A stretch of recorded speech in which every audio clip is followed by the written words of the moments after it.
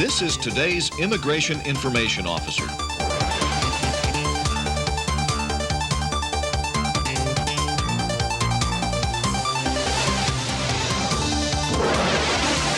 They are uniformed and specially trained to assist the general public with obtaining valuable information pertaining to INS laws, policies, and procedures.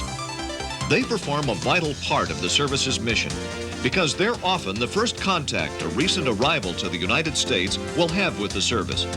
And their performance may ultimately shape the public's perception and image of the INS. Immigration Information Officers work at INS field offices in the public waiting rooms, where they answer public inquiries and provide answers to these most commonly asked questions. How do I bring my wife and children to this country? Where do I file my application?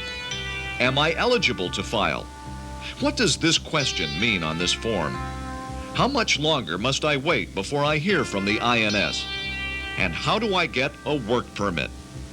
To aid the public and its thirst for this knowledge, the Immigration Information Officer has completed extensive studies of immigration laws and policies and has attended various human effectiveness classes that teach the officer how to present a more positive and powerful image. Literally thousands of public inquiries are made every day throughout the Western region. To meet this tremendous demand, a bit of innovation led to automation and the establishment of the Western Telephone Center, located in Los Angeles, California. Here, Immigration Information Officers utilize modern communications technology in the form of an advanced automated telephone and communication system.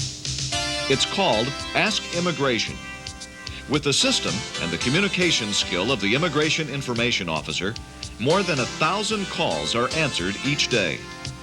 The calls are received from 4 major metropolitan cities in the Western region: San Diego, Los Angeles, San Jose, and San Francisco.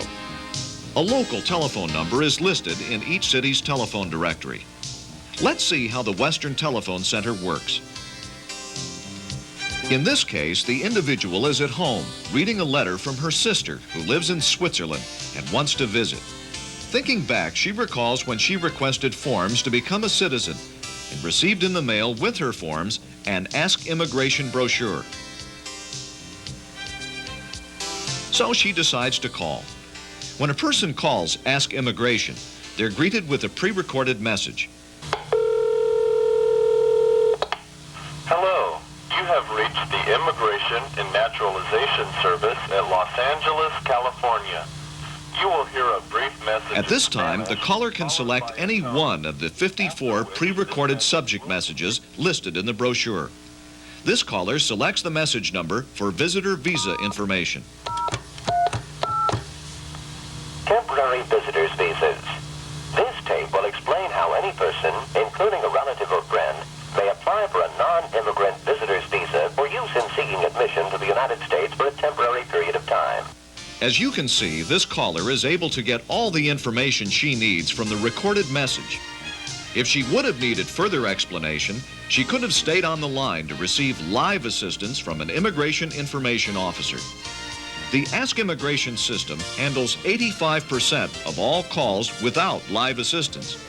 However, since many calls are status inquiries, live assistance will be needed. Here's an example.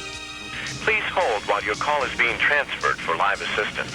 Your call may take up to 30 seconds to transfer. Good morning, Immigration. Mr. Belmonte speaking. Can I help you?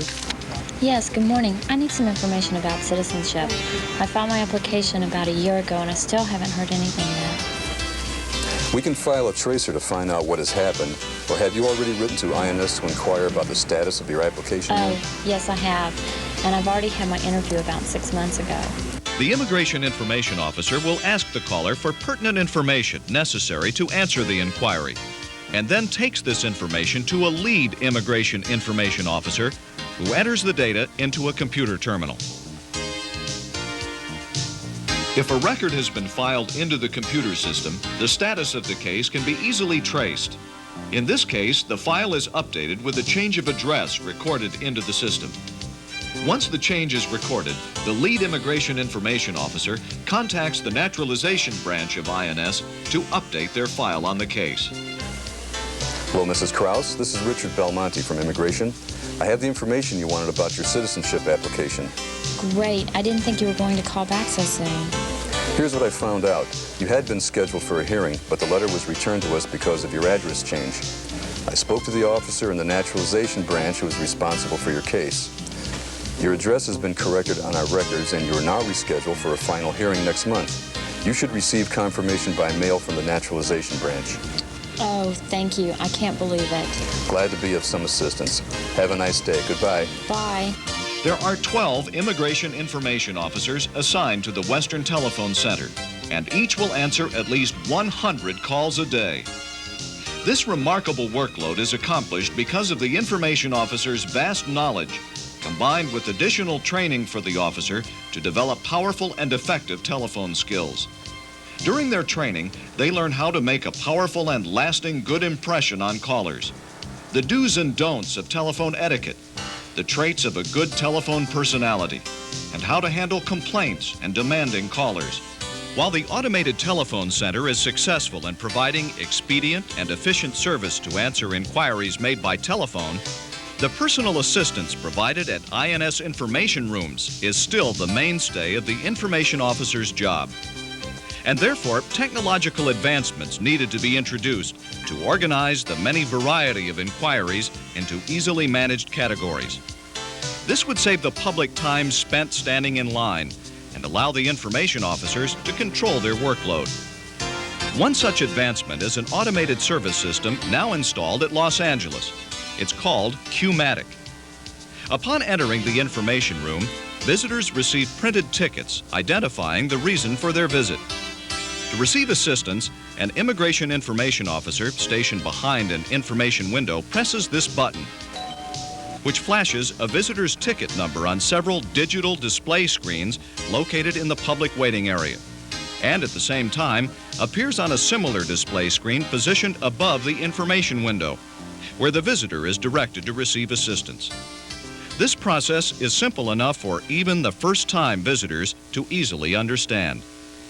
Undoubtedly, today's immigration information officer has established and is maintaining a high positive profile in the Immigration and Naturalization Service and continues to serve the public with courtesy and pride.